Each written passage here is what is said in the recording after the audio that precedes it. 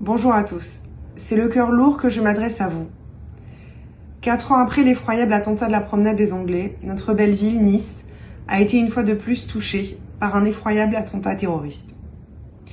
3 victimes ont perdu la vie dans notre basilique. Après la tempête Alex, dans une crise sanitaire inédite, dans un état de guerre mondiale contre l'islamisme radical, notre pays, l'Autriche, hier, sont touchés par le terrorisme islamique. 4 ans après l'attentat de la promenade des Anglais, un nouveau gouvernement, un nouveau président de la République, l'arsenal juridique et législatif n'a toujours pas évolué. Nous nous retrouvons une fois de plus à pleurer nos victimes.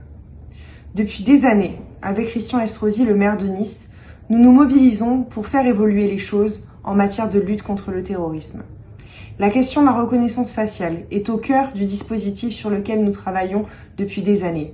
À Nice, nous avons eu l'opportunité de tenter plusieurs expérimentations qui ont été concluantes et qui nous permettent de vous dire aujourd'hui qu'avec un tel dispositif, nous sommes en capacité d'assurer une plus grande sécurité à nos concitoyens. Est-ce que l'attentat de Nice aurait pu être évité avec un tel dispositif ? Personne ne peut le dire aujourd'hui. Mais ce qui est sûr, c'est qu'avec cet outil numérique, nous aurons la possibilité d'assurer plus de sécurité à chacun d'entre vous dans les lieux publics. Certains vous diront que la reconnaissance faciale peut porter atteinte aux libertés individuelles, qu'elle peut porter atteinte à vos données personnelles. Mais que devrions-nous dire de toutes ces données accumulées depuis des années par Facebook, Twitter, Google ou tous ces outils que vous utilisez comme des milliards de personnes tous les jours dans votre vie quotidienne?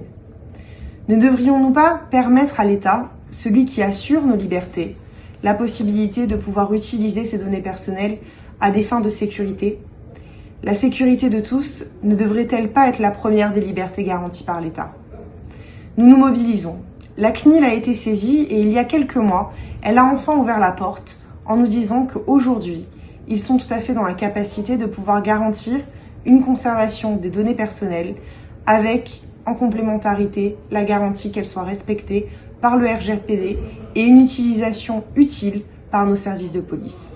Monsieur le Premier ministre, vous avez l'occasion de faire entrer les nouvelles technologies dans l'histoire de la sécurité des Français. Saisissez-la. Il est temps d'accepter de nous donner les moyens du XXIe siècle pour lutter contre ce mal contemporain qu'est l'islamisme radical.